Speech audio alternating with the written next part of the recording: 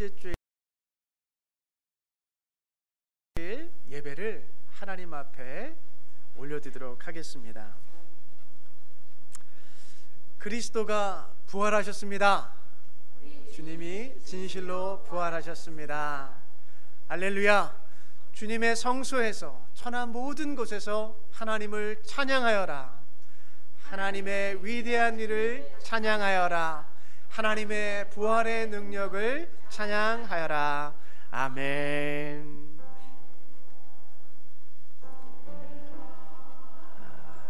하나님 감사합니다. 하나님 앞에 올려드리는 거룩한 산제사 예배가 되도록 주님 도와주시옵소서. 주님께 모든 예배를 올려드리니 함께하여 주시옵소서.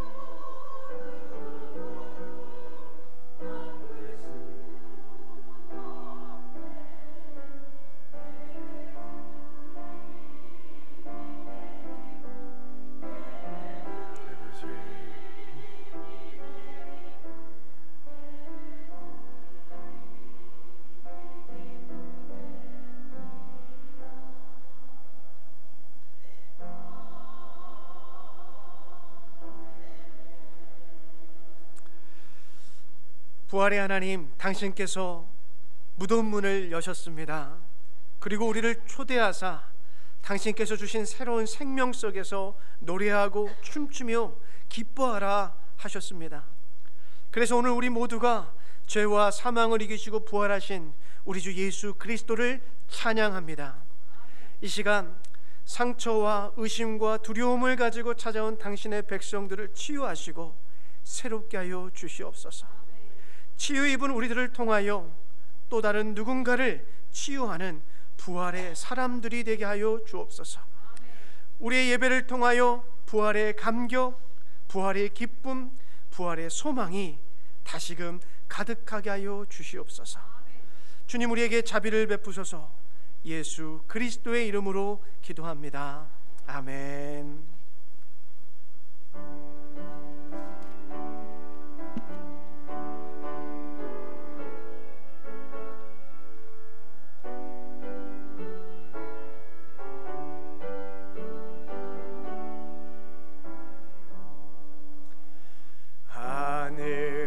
가득 찬 영광의 하나님, 온 땅에 충만한 존귀하신 하나님, 아멘. 생명과 빛으로 지혜와 권능으로 언제나 우리를 지키시는 하나님, 성부와 성자와 성령 구원의 하나님, 우리 예배를 받아주시옵소서.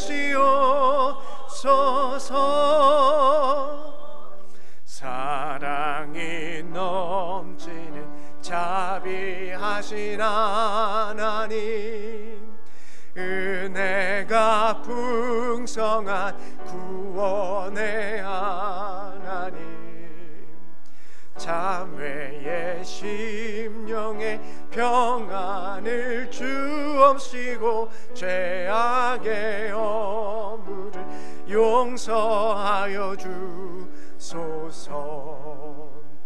찬송과 영광과 생명 구원의 하나님, 우리 예배를 받아주시옵소서. 연약한 심령을 굳게 세워주시고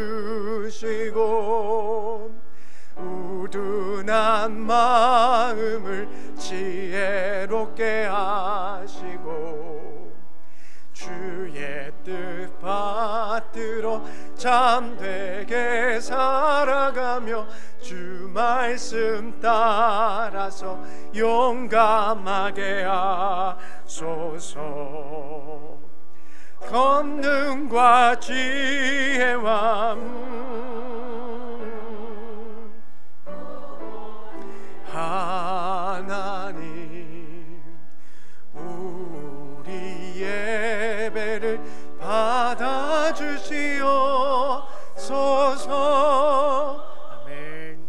주 앞에 나올 때 우리 마음이 기쁘고 그 말씀 힘되어 희망 솟아오른다.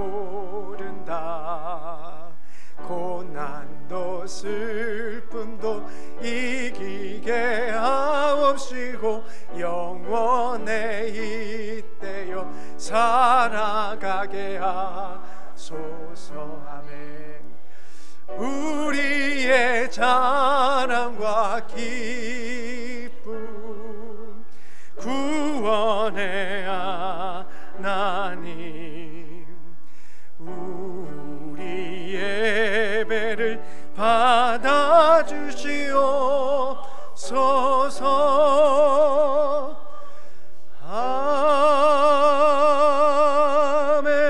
아멘. 우리가 죄와 잘못과 두려움에 갇혀 있을 때 하나님의 회복을 느끼기가 어렵습니다. 이 시간에 우리를 반드시 회복하시기를 원하시는 그 하나님을 신뢰하면서 우리 지난 주간의 삶을 하나님 앞에 고백하도록 하겠습니다.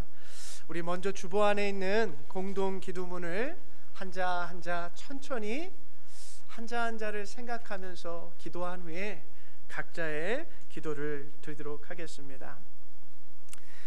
빈 무덤의 하나님, 이 세상에서 우리의 믿음을 표현하는 것이 두려울 때 우리를 용서하시고 우리의 믿음을 증거하게 하소서. 우리가 누군가를 또다시 용서하고 사랑하는 것이 두려울 때 우리를 용서하시고 다시 용서할 수 있는 힘을 주소서. 우리가 그릇된 권위에 맞서는 것이 두려울 때 연약한 자들과 함께하사 우리 모두를 강하게 하소서. 우리가 각자의 상처에 갇혀 있을 때 당신의 상처난 손으로 우리를 만져주사 우리로 자유케 하소서. 우리가 의심과 두려움에 갇혀 있을 때 그 모든 의심과 두려움을 뚫고 오셔서 우리의 마음을 열어주사 우리에게 평화를 주소서. 예수의 이름으로 기도합니다. 아멘.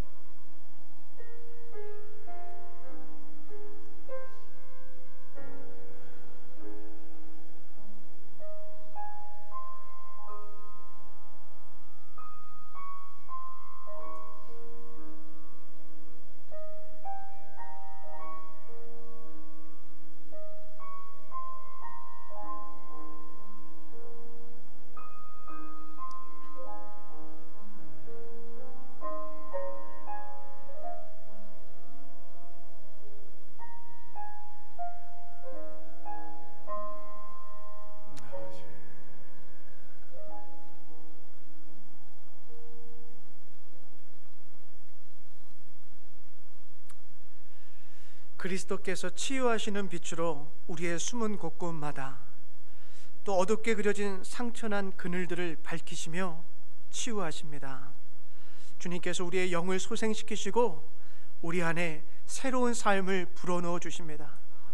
하나님의 용서받은 백성들로 예수 그리스도의 이름으로 세상 가운데서 평화와 용서와 새로운 생명을 나누며 살아가십시오.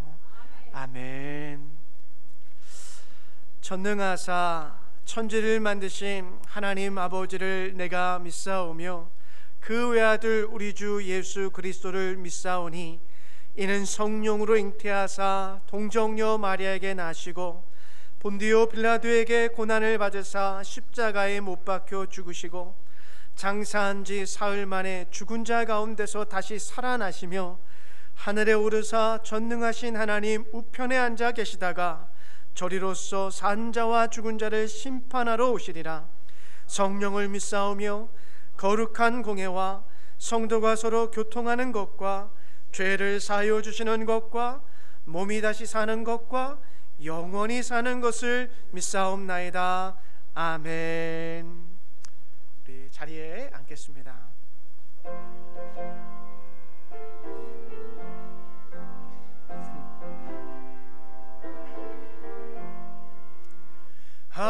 할렐루야. 우리 예수 부활 승천하셨네. 세상 사람 찬양하니 천사와 다 파도다. 구주 예수 부활하사 사망 권세 이겼네. 아멘. 구주 예수 부활하사 사망 권세 이겼네. 할렐루야. 우리 예수 왕의 왕이 되시고 우리들의 중보 되신 성령 증거하시네. 구주 예수 부활하사 처음 열매 되셨네. 구주 예수 부활하사 처음 열매 되셨네. 할렐루야. 우리 예수 은과 티가 없도다. 무덤 속에 있는 죄인 주가 일으키시네. 구주 예수 부활하사 영광 주로 오시네. 주 부활하사 영광 주로 오시네. 아멘. 이 시간에 우리 이선희 성도님 나오셔서 예배를 위해 기도해 주시겠습니다.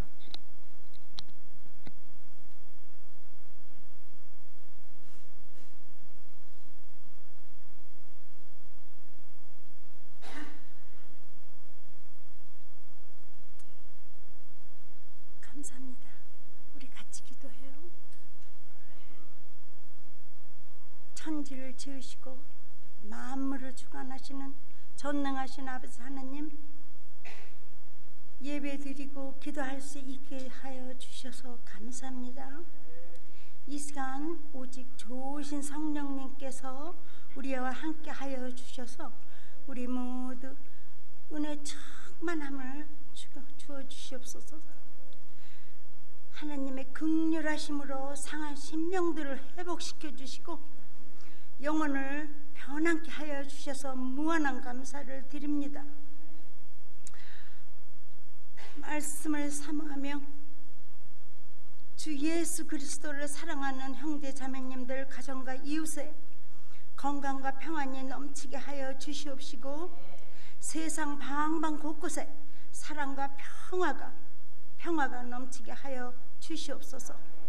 각자 받은 좋은 은사들은 진실한 사랑과 친절로 서로 권면하여 하나님의 교회가 부흥되게 도와주시옵소서. 표현할 수 없는 가슴 속 기도까지 다 들어주실 것을 간구하며 이 모든 말씀 우리 주 예수 그리스도 이름 받들어 기도드렸사옵나이다. 할렐루야 할렐루야 아멘.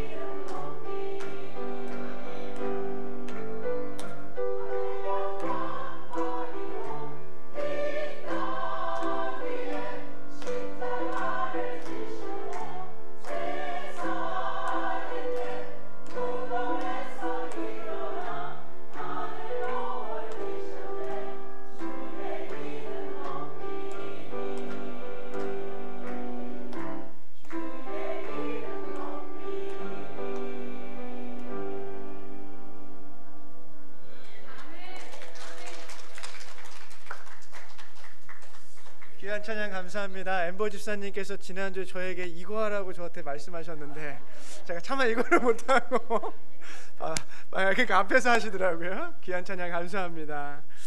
오늘 우리에게 주신 하나님의 말씀은요, 우리 사도행전 5장 27절에서 32절까지의 말씀입니다.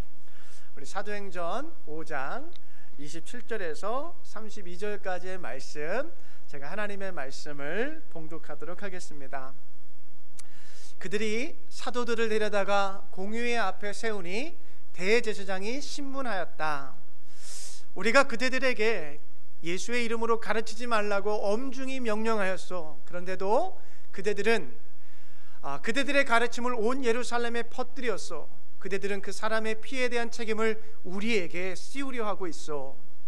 베드로와 사도들이 대답하였다. 사람에게 복종하는 것보다 하나님께 복종하는 것이 마땅합니다. 우리 조상들의 하나님은 여러분이 나무에 달아 죽인 예수를 살리셨습니다. 하나님께서는 이분을 높이시어 자기 오른쪽에 앉히시고 영도자와 구주로 삼으셔서 이스라엘이 회개를 하고 죄 사함을 받게 하셨습니다.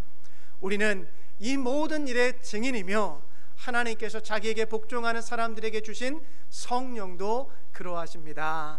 아멘. 하나님의 말씀입니다. 말씀에 잠깐 기도하겠습니다.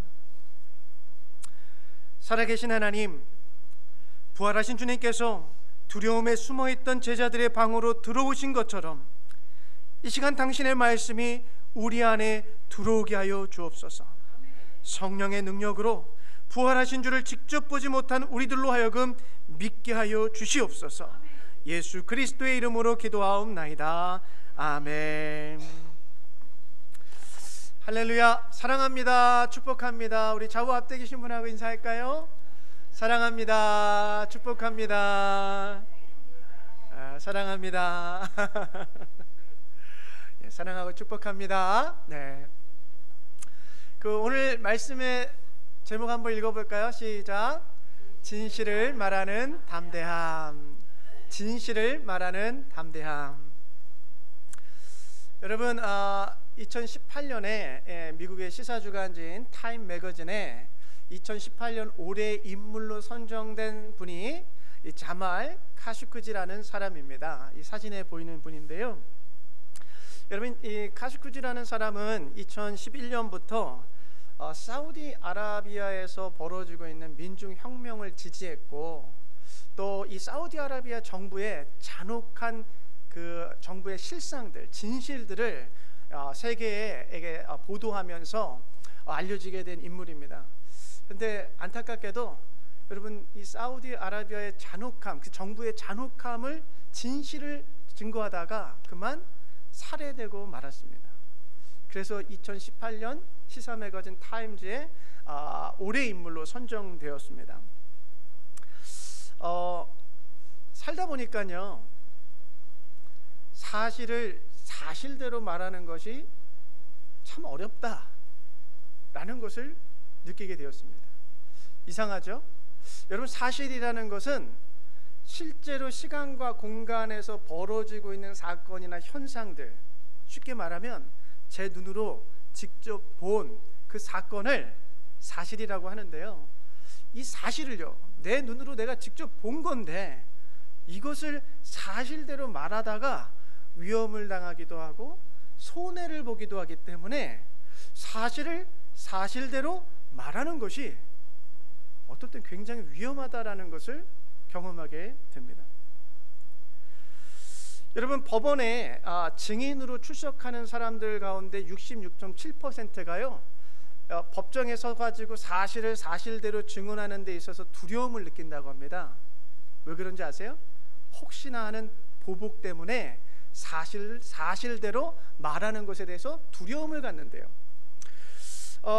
코로나가 이제 엔데믹을 우리가 이제 바라보면서 가고 있는데, 코로나가 처음에 중국 우한에서 발발했을 때 여러분, 우한에서요 벌어지고 있는 사실과 진실을 보도하던 한 시민 여기자가 있었습니다. 시민 기자. 그 여인이 바로 이 사진에 보이는 장잔이라는 여자인데요. 이분이요, 우한에서 지금 벌어지고 있는 그 사실들, 진실들을 보도하다가 그만 중국 공안에 체포되었고 고문을 당하고 갇히는 그런 위험을 감수해야만 했습니다. 여러분, 사실을 사실대로 말하는 것이요 결코 쉬운 일이 아닙니다. 사실을 사실대로 이야기하는 것이 굉장히 위험한 일이 될 수도 있고요, 여러분 손해를 보는 일이 될 수도 있다라는 거예요. 그래서 사람들은 때로는 사실을 말하기보다는 쉬운 방법을 택하죠. 뭘까요? 침묵입니다.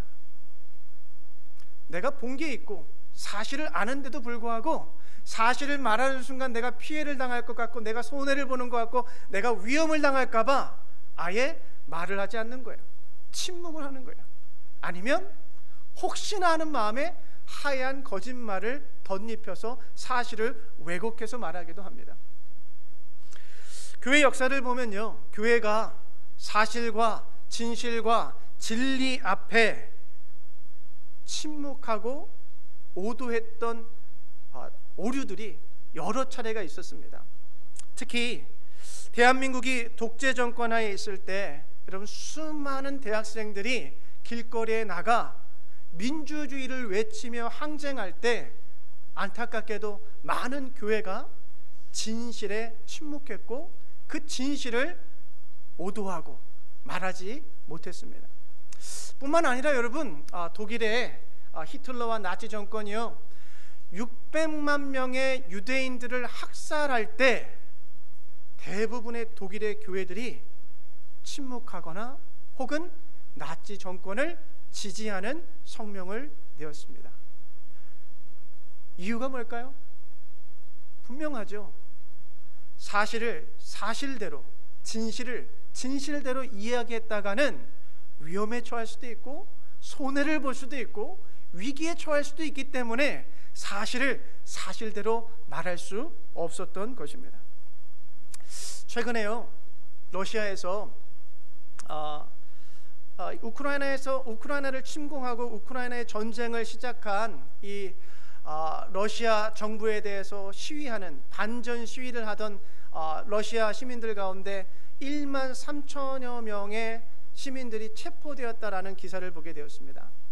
그런데 그 가운데 제 시선을 빼앗은 분이 한 분 계세요. 사진에 보이시는 것처럼 77세의 어느 할머니께서 피켓을 들고 전쟁의 참상, 전쟁이 옳지 않다, 평화가 있어야 된다, 러시아가 침공한 것이 잘못이다, 사실을 사실대로 진실을 진실대로 이야기하다가 그만 77세의 할머니가 체포되는 광경이 미디어에 찍혔어요. 그 할머니 보면서 제가 좀 부끄럽더라고요. 그리고 감동이 오더라고요.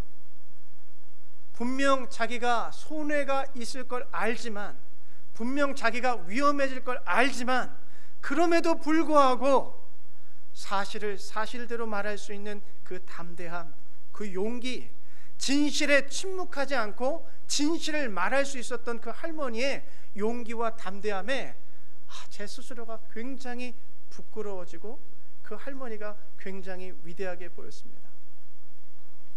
사랑하는 여러분, 하나님께서 저와 여러분을 그리스도인이라고 부르실 때는 저와 여러분에게 그저 침묵을 강요하시는 하나님이 아니십니다.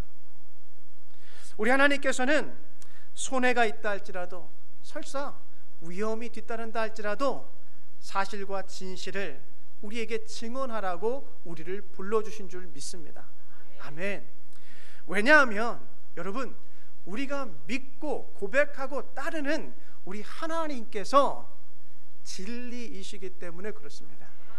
우리 하나님께서 평화이시고 사랑이시고 정의이시고 공의이시고 진리이시기 때문에 우리가 그 하나님을 믿고 따른다면 당연히 우리는 그 진리를 침묵할 것이 아니라 담대하게 용기를 가지고 증언하는 우리 그리스도인들이 되어야 한다라는 것이죠. 여러분, 오늘 부활절 둘째 주일입니다. 지난주에 우리는 부활주일 예배를 드렸죠. 너무나 기뻤어요. 행복했어요. 우리 많은 성도님들이 나오셔서 함께 예배드리고 식당에 가셔서 맛있게 준비된 음식 즐겁게 드시는 모습만 봐도 저는 먹지도 않았는데 배가 조금 거짓말 과장해서 배가 부르더라고요. 여러분 맛있게 드시는 것만 봐도. 그리고 무엇보다도 행복한 건 뭐냐면 우리 아이들이요, 이 꼬맹이들이요, 잔디에 나가서 숨겨진 달걀 찾겠다고 열심히 뛰어다니는데 그 아이들 보기만 해도 기쁘더라고요. 여러분, 예수님의 부활 소식이 우리 모두에게 기쁨의 소식이고요, 놀람의 소식이고요, 소망의 소식입니다. 그래서 제가 지난주에 설교의 제목을 뭐라고 했죠? 예, 맞아요. 예, 맞아요. 이걸 이렇게 오 마이 갓 지저스 크라이스트 아멘 라고 제가 말씀을 나눴죠. 여러분, 예수님께서요 부활하신 후에 40일 동안 제자들과 함께 하시면서 하나님의 나라에 대해서 가르치셨어요. 그리고요, 예수님께서 하늘로 승천하시기 전에 제자들에게 약속하셨어요. 내가 너에게 성령을 보내줄 거야. 성령을 받으면 말이야, 너희는 부활의 증인이 되어라 라고 예수님께서 사도들에게 말씀하여 주셨습니다.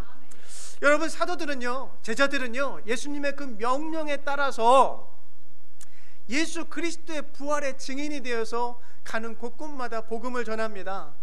사도행전을 보면 놀라운 사건들이 너무 많이 기록되어 있어요. 사도들이 복음을 증거하는데 무려 5,000명의 남성만, 여성 빼고요, 아이들 빼고요, 남성들만 5,000명이 예수님을 믿고 예수님을 따르는 사람들이 되었다고 기록하고 있고요, 사도 베드로가 복음을 증거하는데 3,000명의 사람들이 예수님을 믿고 따르게 되었다라는 놀라운 사건이 사도행전 초반에 기록되어 있습니다.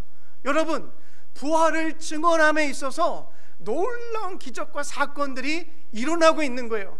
교회가 탄생했습니다. 그렇게 교회가 탄생해요. 복음을 증거하는데 병자들이 고침을 받아요. 할렐루야. 야, 우리가 이 감격을 놓치고 잃어버렸어요.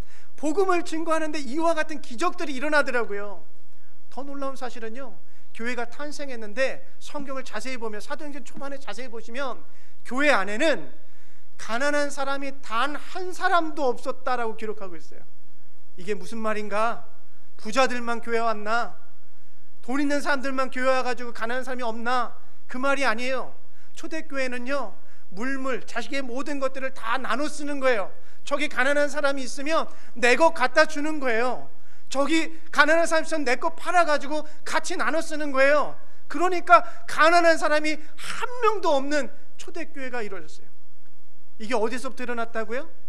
부활에 대한 증언으로부터 이 놀라운 기적과 사건들이 일어났다라는 거예요. 그런데 여러분, 오늘 본문을 보시면 부활의 기쁨은 온데간데 없고 아주 위험스러운 상황이 담겨 있습니다.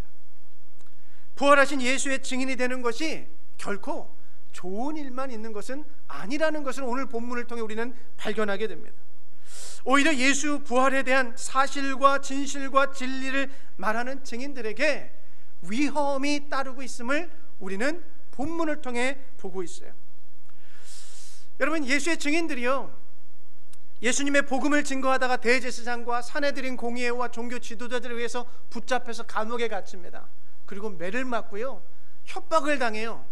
여러분, 사도행전 4장 18절에 보시면 이렇게 말하고 있어요.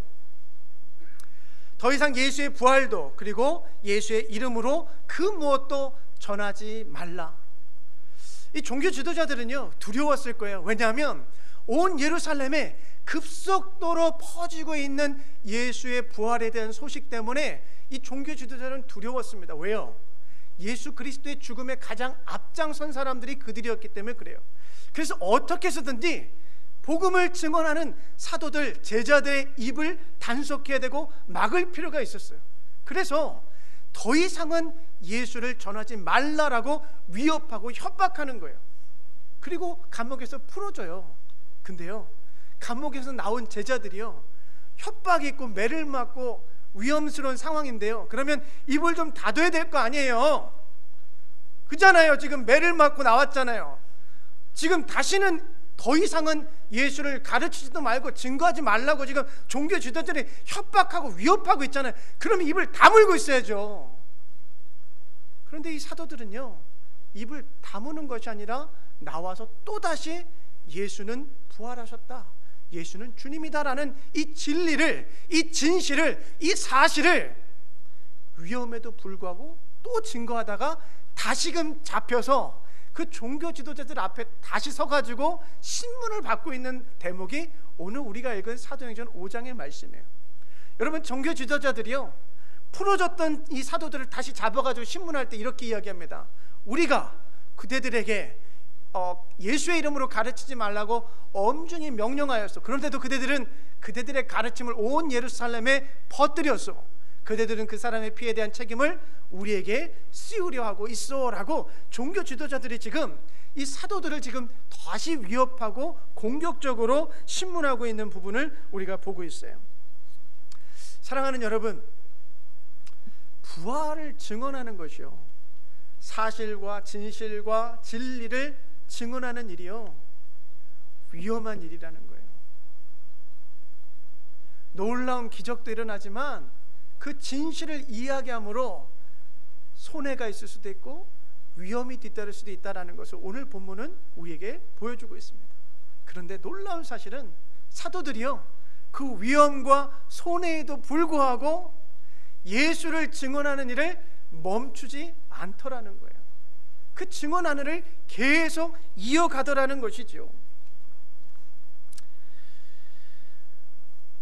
예수님의 제자들이요, 부활하신 주님을 본 이후에 완전히 변했습니다. 과거에는요, 두려워서 도망가고 숨고, 심지어 제자들 가운데 수제자라고 알려졌던 사도 베드로는요, 예수님을 모른다, 아니 그것을 더 넘어서 예수님을 저주하기까지 했어요. 여러분, 예수님을 따르는 제자라면 진실을 이야기해야 되고 사실을 이야기해야 될 것 아닙니까? 그런데 사도 베드로는 두려움에 그만 자신도 예수님과 같이 붙잡힐 것이 두려운 나머지 진실을 이야기해야 할 사도 베드로가 거짓말을 얘기했단 말이에요, 과거에는. 그런데 그 베드로가 부활하신 주님을 본 이후에는 완전히 변해가지고요, 이렇게 이야기합니다. 오늘 29절 보시면 베드로와 사도들이 대답하였다. 사람들, 종교 지도자들인 그대들에게 복종하는 것보다 하나님께 복종하는 것이 마땅합니다. 아멘. 지금 베드로가 완전히 변화됐어요. 비겁했고 용기 없던, 아주 찌질했던 그런 이 사람이었는데 부활하신 주님을 본 이후에는 용기 있고 담대하게 부활하신 증인을, 그 예수 그리스도를 담대하게 증거하고 있는 것을 우리가 보고 있습니다.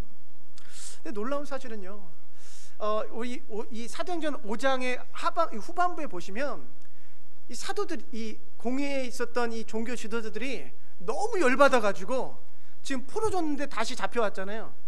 이제는 이 사도들을 죽이려고 음모를 짜고 있는데 사도 바울의 선생이었던 이 가말리엘이라는 바리새인이 나와서 이들을 매만 때리고 풀어주자고 이렇게 해서 다시 풀려나게 돼요. 지금 사도들은 여러 차례 감옥에 갇혔고 신문을 받았고 매를 맞았고 협박을 받았어요. 그러면 이제 나왔으면은 입을 또 다물고 있어야 될 거 아니에요. 그게 정상적인 인간이죠, 그죠? 그런데 여러분 5장 41절과 42절을 보시면 이렇게 이야기합니다. 사도들은 예수의 이름 때문에 모욕을 당할 수 있는 자격을 얻게 된 것을 기뻐하면서 공회에서 물러나왔다. 그들은 날마다 성전에서 그리고 이 집 저 집에서 쉬지 않고 가르치고 예수가 그리스도임을 전하였다. 아멘. 아멘. 여러분, 저희 사도들 보면서 되게 멋있어졌다라는 생각을 하게 되었어요. 제자들이 매맞고 모욕을 당하는 것을 피하지 않습니다. 아니, 오히려 매맞고 고난을 당할 수 있음에 기뻐하고 있어요. 다시는 예수를 증거하지 말라고 협박을 받는데도 또다시 집집마다 다니면서 예수가 곧 그리스도요 구원자이심을 가르치고 예수의 주되심을 증언하고 있습니다. 혹시 여러분 가운데 그런 의심하신 적 없으세요? 저는 여러 차례 하고 그랬는데 예수님의 부활이 진짜가 아니면 어떠지? 이런 생각 해본 적 없으세요? 이거 꾸며낸 이야기면 어떻게 하지? 우리 김선혜 사님은 자신 있게 아니다. 나는 절대로 그런 의심을 하지 않는다. 근데 의심이 많은 저는 그런 의심을 여러 차례 했거든요. 근데 이렇게 한번 생각해 보면 어떨까요? 여러분, 루머 한낱 진실이 아닌 루머에 자기의 생명을 걸면서까지 그것을 증거하는 사람들이 있겠어요, 없겠어요? 어느 멍텅구리가 사실이 아닌 거짓을 가지고 자기의 목숨을 걸면서까지 이렇게 여러 차례 감옥에 들어가면서까지 매를 맞으면서까지 협박을 받으면서까지 어느 멍텅구리가 그 거짓된 것을 위해서 그렇게 증거하며 살겠어요? 여러분, 역사적으로요, 제자들이 목숨을 내걸고 예수의 부활을 증거하였던 이유는 크게 세 가지인데, 첫 번째는요, 제자들이 직접 부활하신 예수를 목격하고 경험했기 때문에 그렇습니다. 만약 그들이 직접 경험하지 못했다면 불확실한 루머에 자신의 생명까지 내걸지는 못했을 거예요. 여러분, 우리가 고백하고 믿는 예수 그리스도의 부활은요, 사실입니다. 제가 앞서 사실을 이렇게 설명을 드렸죠. 시간과 공간, 역사 속에 실제로 일어났던 일들, 사건을 제가 사실이라고 말씀드렸어요. 그러니까 예수 그리스도의 부활은요, 사실이에요. 진실이에요. 진리예요. 여러분, 이에 대한 많은 목격자들의 증언과 자료가 있습니다. 이 기적에 대해 저처럼 의심했던 많은 사람들이 있었어요. 그 가운데 지식인들이 많았는데요, 여러분, 그 지식인들 가운데 예수의 부활이 거짓이다라는 것을 증명하기 위해서 성경을 연구하기 시작했던 사람들 가운데 오히려 예수의 부활을 믿게 된 사람들이 여럿이 있어요. 그 가운데 한 명이 C.S. 루이스예요. 영국의 지성인으로 대표되는 C.S. 루이스, 순전한 기독교를 쓰고 수많은 기독교 저서를 기록한 C.S. 루이스가 부활은 없다라는 것을 증명하기 위해서 성경을 연구하다 그만 부활을 믿고 그리스도인이 되었어요. 우리가 잘 아는 사람 또 한 명이 있죠. 리 스트로베리라는 저널리스트가 있어요. 예수는 다 허구다, 가짜다라는 것을 증명하기 위해서 연구하기 시작했어요. 자료를 찾기 시작했어요. 그러다 예수가 진짜라는 것을 믿게 되고 책을 썼어요. 예수는 역사다.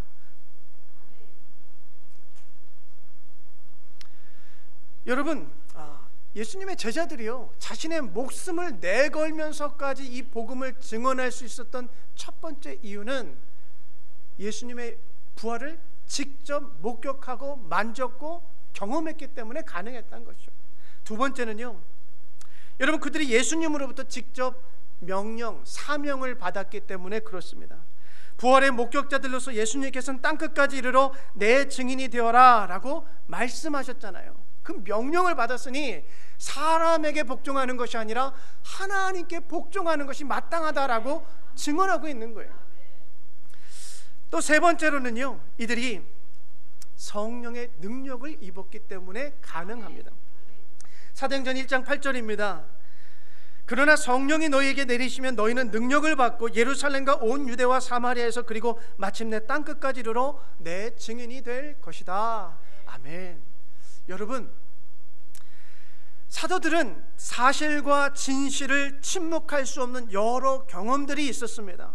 분명 사실과 진실과 진리를 이야기하다 보면 반드시 위험이 뒤따르고 손해가 뒤따른다는 것을 분명히 알았으면서도 불구하고 그들은 예수의 부활과 주되심을 증언할 수밖에 없었던 것입니다.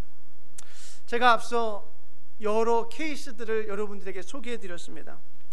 세상 사람들도 사실과 진실을 알리고자 위험과 손해를 감수하며 살아갑니다.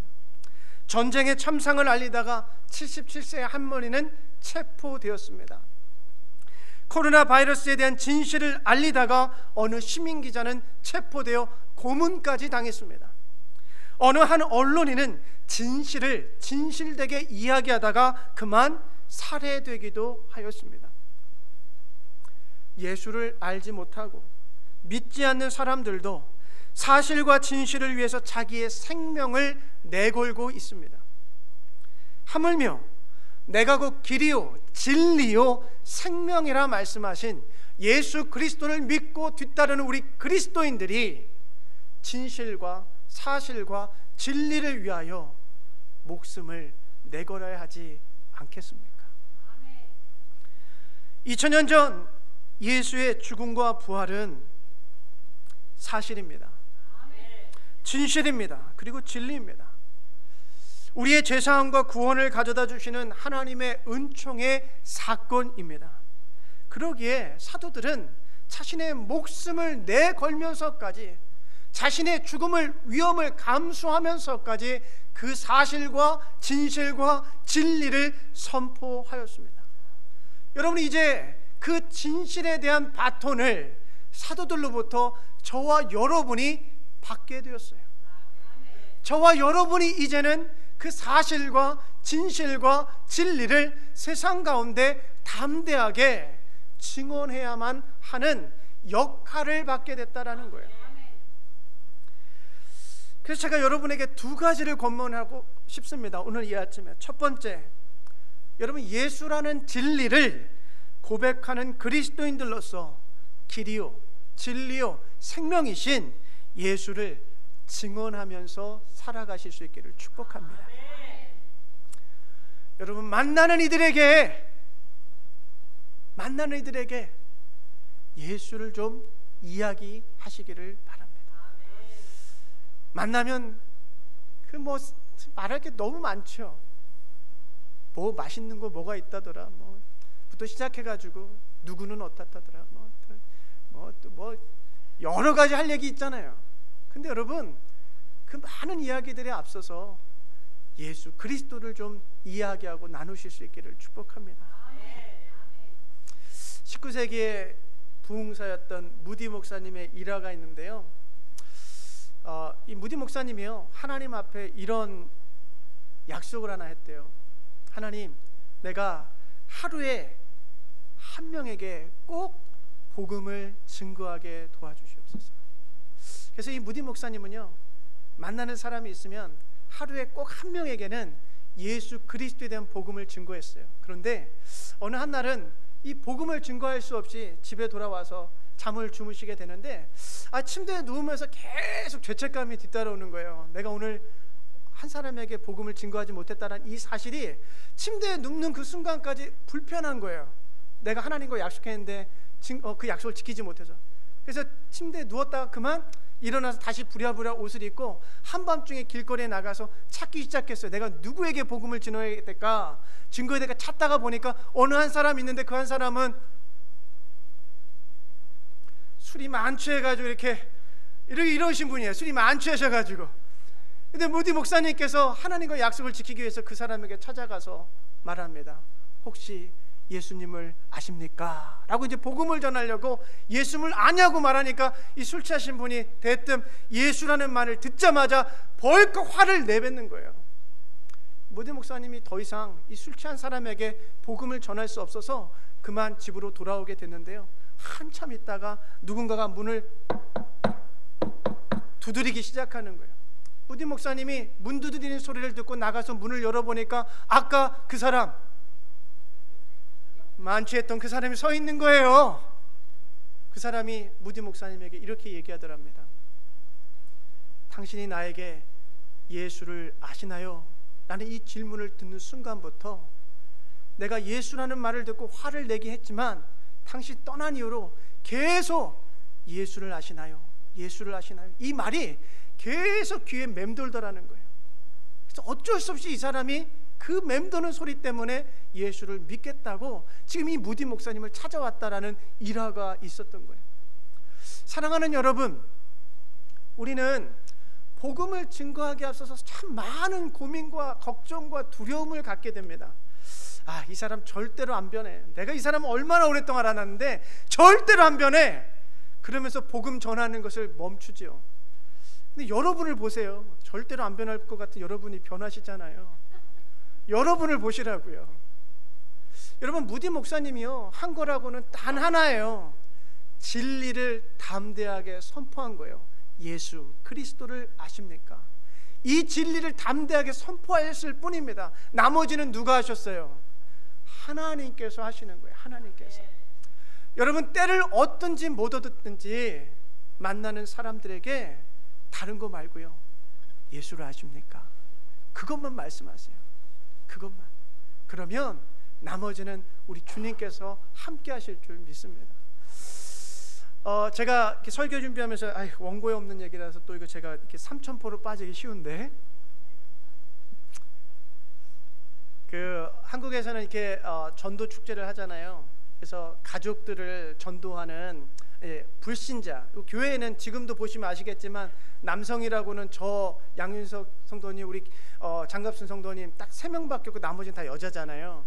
그러니까 교회 대부분이 한 60~70%가 여자라고요. 그래서 어느 한 교회에서 남편을 전도하는 축제를 하는데 아내들에게 7가지 서약을 하도록 만들었어요. 근데 그 서약들을 다 읽어보면 오해하지 말고 드세요. 그 서약에 따른 거예요. 남편에게 반항하지 않는다, 뭐 이런 내용들이에요. 왜요? 어떻게 해서든지 남편을 교회로 불러오기 위해서 그렇게 헌신하고 그렇게 절제하고 그렇게 순종하는 것을 이렇게 서약하고 남편을 교회로 이렇게 초대하는 그런 전도 축제를 하더라고요. 우리 양희수 성도님 또 봐라, 나에게 복종해라 이렇게 말씀하셨죠 지금. 내가 이럴까봐 말씀을 안 드리려고 했는데, anyway, 아무튼 한 영혼을 교회로, 복음으로, 그리스도에게 초대하기 위해서 그렇게까지 자기 자신을 절제하고 죽여야 된다라는 거예요. 여러분, 만나는 사람들마다 다른 거 이야기하지 마시고 예수 그리스도를 믿음으로 증거하실 수 있기를 축복합니다. 두 번째로요, 제가 여러분에게 오늘 이 아침에 권면하는 것인데요, 저와 여러분의 삶 속에 진리 되신 예수 그리스도와 더불어서 진실함이 있기를 축복합니다. 이 대목이 굉장히 어려운 대목이에요. 우리의 삶 속에 여러분, 사실과 진실을 이야기하면 손해가 있을 수 있어요. 그래서 우리는 침묵하곤 합니다. 그런데 여러분, 사실과 진실함을 위해서 침묵하지 마시기를 바랍니다. 여러분, 사실과 진실을 이야기하다 보면 자신이 불리해질 때가 있어요. 그렇다고 거짓으로 그 사실과 진실을 덮지는 마시기를 축복합니다. 여러분, 우리가 사실과 진실을 이야기하다 보면 우리가 손해보기 쉬워요. 그래서 우리의 말을 바꾸기 쉽고 우리의 태도를 바꾸기가 쉬워요. 그러나 진리 되신 예수 그리스도를 우리가 믿고 따른다면 그 사실과 진실을 지켜나가실 수 있기를 축복합니다. 작은 이익을 위해서 여러분의 양심과 진실함, 여러분의 신앙을 팔지 마시기를 바랍니다. 이런 이야기 들으신 적 있으실 거예요. 제가 설교 준비하면서 읽은 이야기인데, 어느 독실한 크리스천이요, 설렁탕집을 인수받아서 이제 운영하게 되었다고 합니다. 그래서 처음 가게를 오픈하고 시작하면서 하나님 앞에 이렇게 기도해요. 하나님, 이 가게에 들어오는 한 사람 한 사람 고객들을 예수 그리스도를 대하듯이 하게 도와주시옵소서라고 기도를 했어요. 그런데 이 사장님은 그런 마음을 가지고 기도했는데 그 가게에 있던 주방장이 있잖아요. 주방장은 늘 해오던 대로 이 설렁탕 국물을 우려내는데요, 여러분 뭐 사실인지 아닌지 모르겠지만 설렁탕집을 운영하시는 분들 가운데 이 국물을 좀 더 뽀얗게 만들어내기 위해서 이 커피에 넣는 크림을 넣는다고 그래요. 그러니까 이 주방장은 전 사장이 했던 것처럼 똑같이 이 설렁탕 국물을 우려내면서 오랫동안 좋은 뼈를 가지고 우려낸 것처럼 보이기 위해서 크림을 넣은 거예요. 근데 이 사장님이요, 그 사실을 알고 나서 밖에 나가가지고 이 가게 문을 걸어 잠그고 거기에 사인을 하나 붙였어요.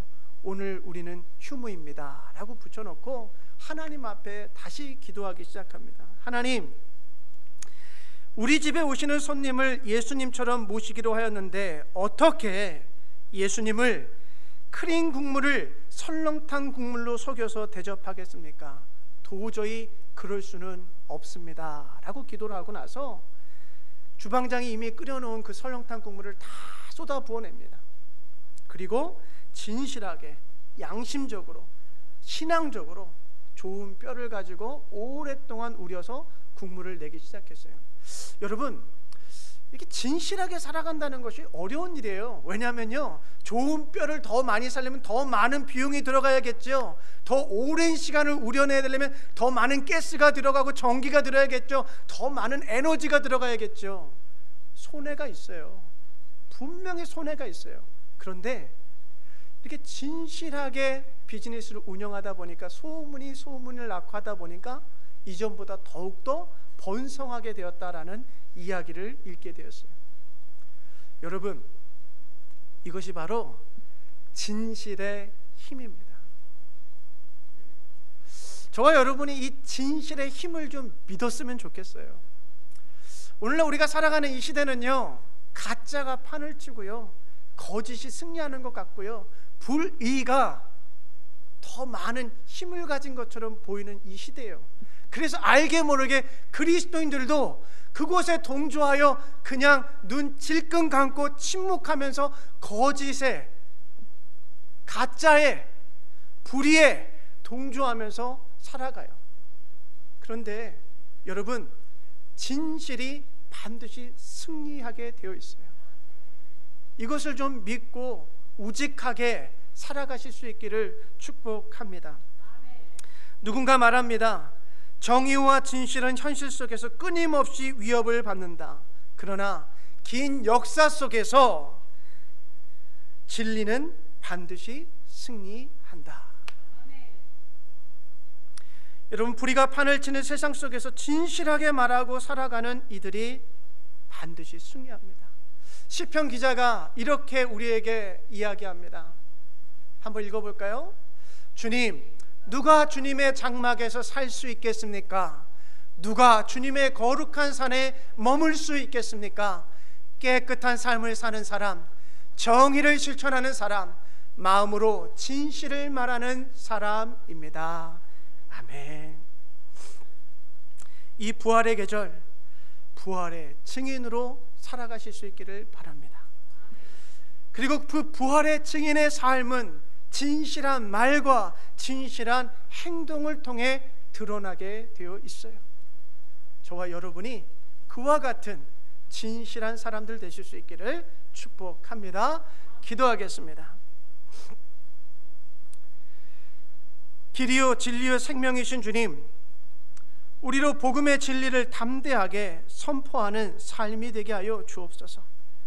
예수 그리스도의 십자가 죽음과 부활을 나누며 살아가게 하여 주시옵소서. 더불어 우리의 삶 속에 거짓이 아닌 사실과 진실함이 있게 하여 주옵소서. 비록 위험과 손해가 있다 해도 진실한 삶을 통하여 예수의 사람으로 남게 하여 주시옵소서. 예수 그리스도의 이름으로 기도하옵나이다. 아멘. 우리 다 같이 일어나셔서 준비한 예물을 하나님 앞에 올려드리겠습니다. 나의 생명을 드리니 주 영광 위하여 하옵소서. 내가 사는 날 동안에 주를 찬양하며 기쁨의 제물 되리. 나를 받아 주소서. 나를 받아 주소서.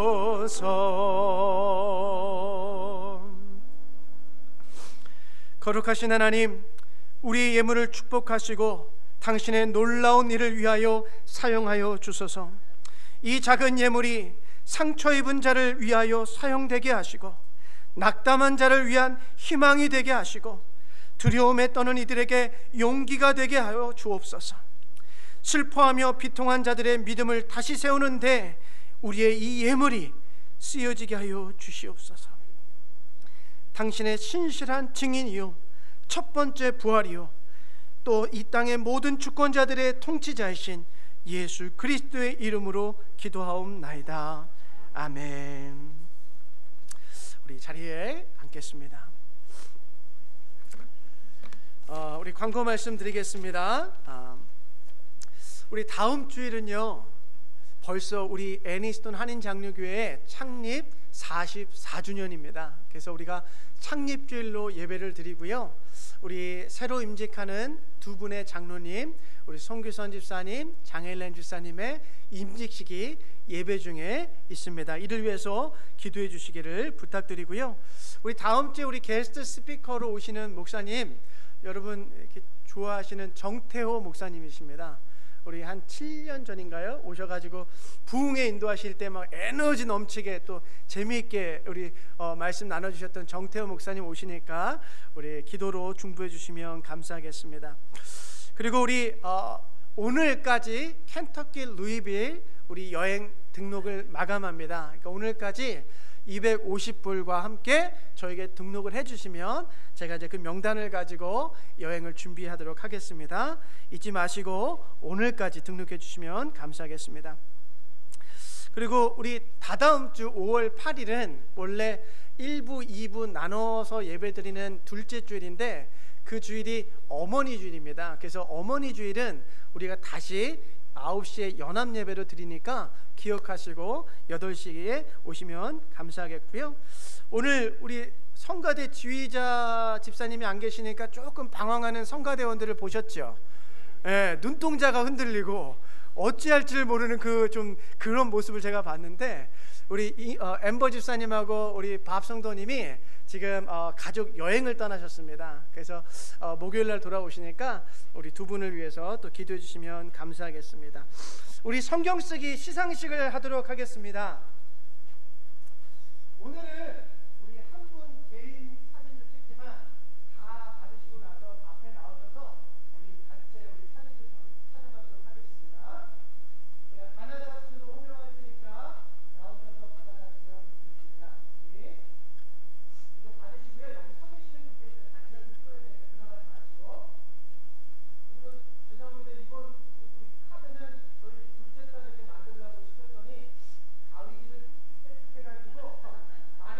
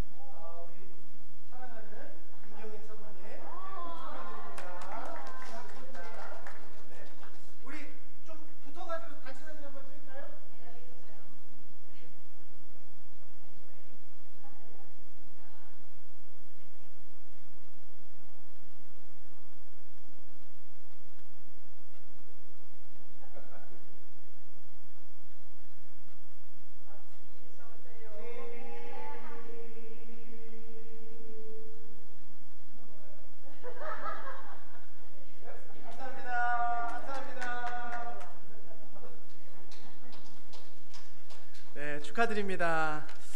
혹시 제가 빠뜨린 광고가 있는지요? 없으시다면 우리 다 같이 일어나셔서 우리 마지막 찬송가 우리 163장 우리 찬송하고 축도로 예배를 마치도록 하겠습니다.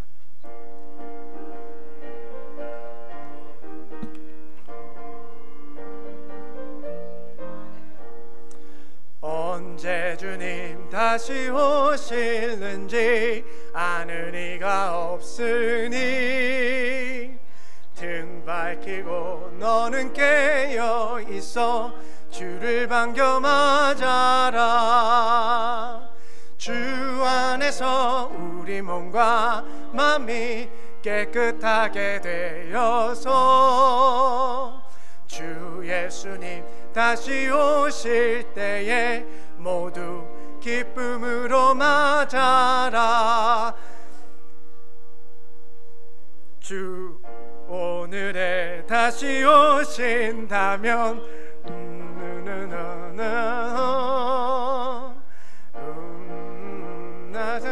찬하며 우리 맞아 주실까. 주 안에서 우리 몸과 마음이 깨끗하게 되어서 주 예수님 다시 오실 때에 모두 기쁨으로 맞아라. 주 예수님 맡겨주신 일에 모두 충성 다했나. 내 맘속에 확신 넘칠 때에 영원한 식 얻겠네. 주 안에서 우리 몸과 마음이 깨끗하게 되어서 주 예수님 다시 오실 때에 모두 기쁨으로 맞아라. 주 예수님 언제 오실는지 한밤이나 낮이나 늘 깨어서 주님 맞는 성도 후의 영광 보겠네. 주 안에서 우리 몸과 마음이 깨끗하게 되어서 주 예수님 다시 오실 때에 모두 기쁨으로 맞아라. 아멘. 기도하겠습니다. 사랑하는 애니스톤 가족 여러분, 하나님께서 이루신 부활의 사건을 기뻐하십시오. 부활하신 주님께서 여러분에게 새로운 생명을 주셨습니다. 그리고 성령을 주시며 사실과 진실과 진리를 담대하게 증언하는 증인으로 보내셨습니다. 진리 대신 예수 그리스도를 증언하십시오. 설사 손해와 위험이 있다 해도 그 진리를 위하여 거짓이 아닌 진실함으로 살아가십시오. 지금은 우리 주 예수 그리스도의 변함없으신 은혜와 하나님 아버지의 끊을 수 없는 사랑하심과 성령 하나님의 좋은 친구 되어 주심이 사랑하는 애니스톤 가족들과 가정과 사업과 직장, 그리고 지금 이 순간에도 의심과 두려움과 위험 앞에서 절망하고 있는 우리의 모든 이웃들 머리 위에 영원토록 함께하옵기를 축원하옵나이다. 아멘.